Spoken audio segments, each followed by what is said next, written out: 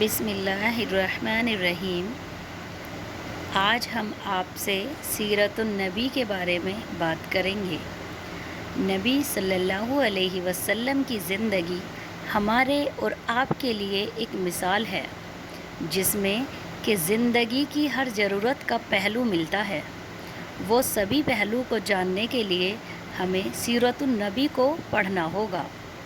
نبی اکرم صلی اللہ علیہ وسلم ہر لحاظ سے کامل انسان تھے۔ آپ نے زندگی بھر کبھی جھوٹ نہیں بولا، ماشاء اللہ۔ حالانکہ جس معاشرے میں آپ نے آنکھ کھولی اس کی بنیاد ہی جھوٹ، غلط بیانی اور دھوکہ دھڑی پر تھی۔ جھوٹ کو اگرچہ عیب جانا جاتا تھا، مگر اس کا چلن اس قدر عام تھا کہ معیوب ہونے کے باوجود اس انسان کی ذہانت و فطانت میں اور ہوشیاری چالاکی تصور کیا جانے لگا تھا۔ رسول رحمت صلی اللہ علیہ وسلم نے ایسے معاشرے میں آنکھ کھولنے کے باوجود اپنے دامن کو ہمیشہ اس آلودگی سے پاک اور صاف رکھا۔ آپ کا بچپن اور لڑکپن میں بھی آپ کی یہ صفت اتنی معروف اور نمایاں ہو کر پیش ہوئی کہ معاشرے کا کوئی فرد اس سے بے خبر نہ رہا، کبھی اس کا انکار اور نفی نہ کر سکا۔ پوری قوم کے درمیان آپ کے صادق اور امین کے القاب سے معروف ہو گئے تھے۔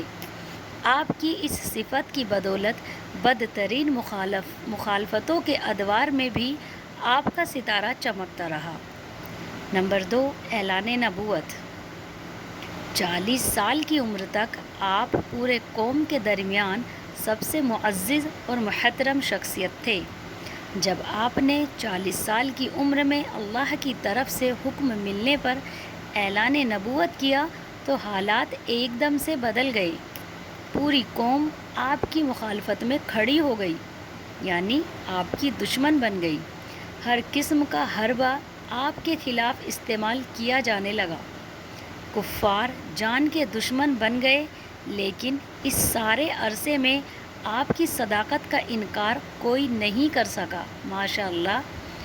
کوہ صفا کے مشہور خطبے میں آپ نے اپنا اصلی خطاب شروع کرنے سے پہلے لوگوں سے گواہی لی، کیا تم لوگوں نے مجھے سچا پایا ہے یا جھوٹا؟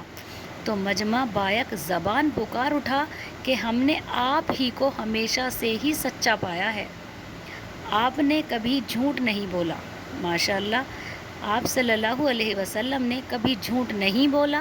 اس گواہی کے باوجود اس مجلس میں ابو لہب اور دیگر لوگوں نے بعد میں دعوت حق سے انکار کیا، رسول اللہ صلی اللہ علیہ وسلم کو جھٹلایا اور نت نئے الزامات تراشے، لیکن دائیں حق کے بارے میں ان کی وہ پہلی گواہی قول فیصل بن کر تاریخ کا حصہ بن گئی اور لوگوں کے ذہن میں ہمیشہ پیوست رہی۔ قریش مکہ میں آپ کا سب سے بڑا مخالف ابو جہل سمجھا جاتا تھا، وہ بھی ان کو جھوٹا کہنے کی ہمت نہیں کر سکا۔ ایک مرتبہ عرب کی ایک دوسری معروف شخصیت اخنس بن شریک نے ابو جہل سے پوچھا کہ جو تم آپ صلی اللہ علیہ وسلم کو جھٹلاتے ہو تو کیا واقعی اسے جھوٹا سمجھتے ہو؟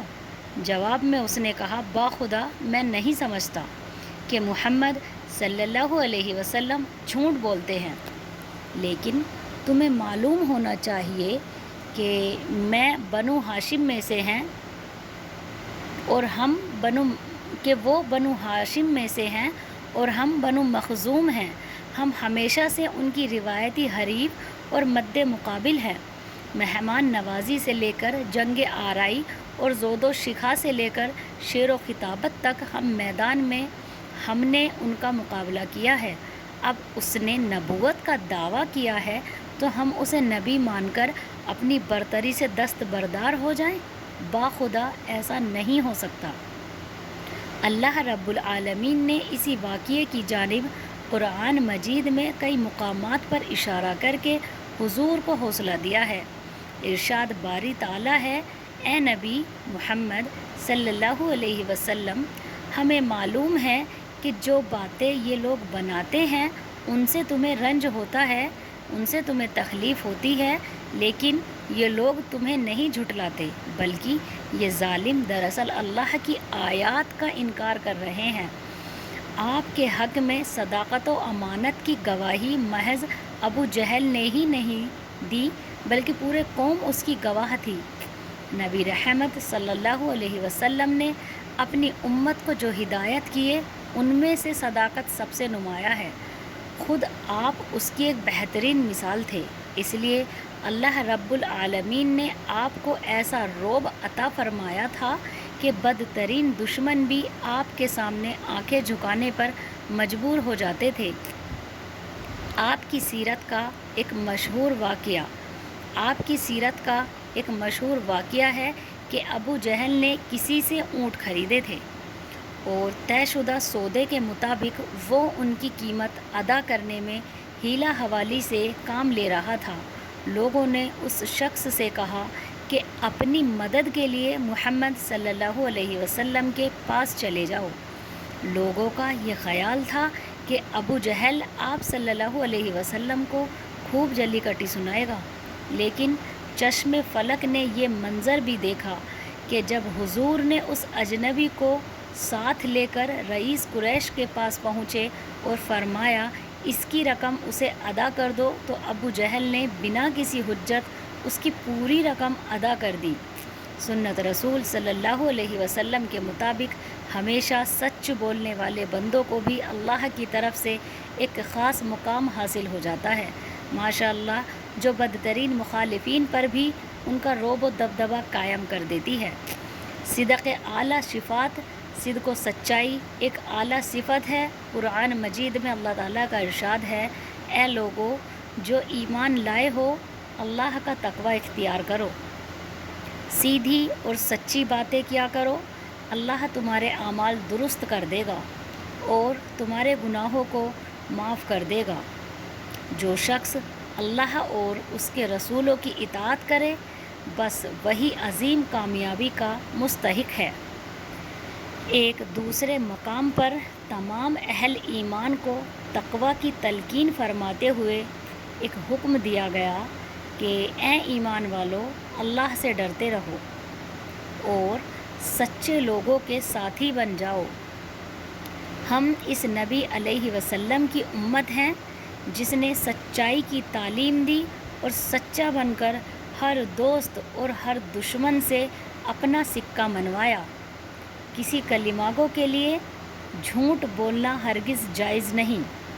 سچ بولنا اور اس پر قائم رہنا سیوا ایمانی بھی ہے اور سچے رسولوں کا سچا پیروکار ہونے کا ثبوت بھی ہے۔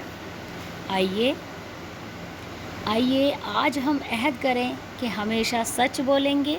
اس سے قبل ہم سے جو کوتاہیاں ہوئیں، ہم سے جو غلطیاں ہوئیں، آئیے ہم سب اس پر اللہ سے توبہ کریں، خود سچ پر قائم رہنے کے ساتھ ساتھ اپنے تمام اہل و عیال اور وابستگان کو بھی اس کی تعلیم دینا شروع کر دیں، اس کو برکات سے آگاہ کرنا اور جھوٹ کی تباہ کاریوں سے متعارف کریں۔